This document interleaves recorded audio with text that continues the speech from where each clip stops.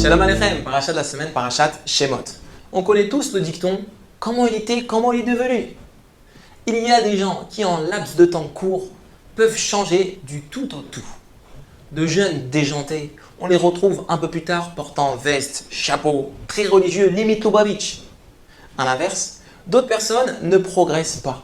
Elles stagnent constamment, en prétextant que c'est trop dur, qu'elles ne peuvent pas changer leur nature, etc. Comment comprendre cette différence? Dans cette paracha, le Midrash nous apprend que ce sont les conseillers de Pharaon qui lui suggérèrent de s'en prendre aux Juifs. Pharaon s'y opposa totalement. Il était en effet plein de reconnaissance envers Yosef, qui, rappelez-vous, avait nourri tout le pays et ne pouvait s'imaginer faire du mal à son peuple. Face à ce refus, les Égyptiens l'écartèrent de son trône 3 mois durant. Lorsque cela devint trop dur pour lui, il accepta de suivre ses sujets et d'asservir les Juifs.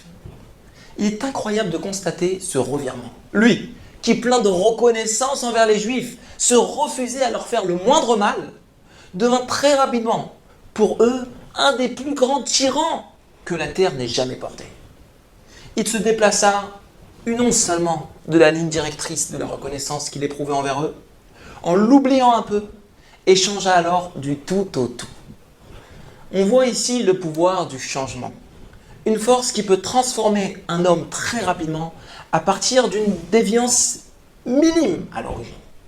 C'est vrai pour le mal et plus encore pour le bien. En effet, un homme qui veut faire teshuva peut se dire « Je suis trop loin, je n'y arriverai jamais ». Cependant, on voit ici qu'un changement minime peut conduire à une véritable transformation. Il suffit donc de faire le premier pas. Et ensuite, Hachem nous offre une aide infinie. Mais ce premier pas, il faut le faire. Autrement, on risque de stagner continuellement. Et une fois réalisé, on peut se transformer au-delà de toutes nos espérances. Qu'Hachem nous permette donc de marcher sur cette route de progression et de toujours changer pour le bien. Amen ve Amen. Shabbat Shalom.